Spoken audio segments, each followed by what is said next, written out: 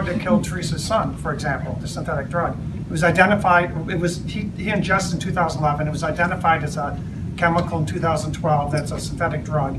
And it wasn't until I passed my first bill last term that it was in that batch, right? So what you had to do before, you had to identify the compound, and then wait till you get a whole bunch of new compounds, and then you would have to go through Congress, pass legislation to get them listed on the statute, okay? And it took at least 2 years, and this time it took almost 4. It took 4 years.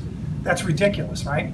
And meanwhile, the people in China are sitting there waiting for you to tweak the chemical composition, or make it illegal, so then they just tweak the chemical composition and makes it legal again, because you have to kind of keep chasing them. So what we've done is basically streamline the process. When I referred earlier to turning into a Ferrari, because it's fast. It's like 30 days. 30 days after I identify the chemical compound, it's on the list. DEA puts on the list on a temporary basis, and then eventually it becomes permanent. And that's what makes it so different. So we can get it, once it's on that list, what you can do is not only arrest the people who are possessing with intent to distribute, knowing that it's a controlled substance or a controlled substance analog. You can go into head shops, you can go into stores, you can say, this is now illegal, and we're taking it off your shelves right now.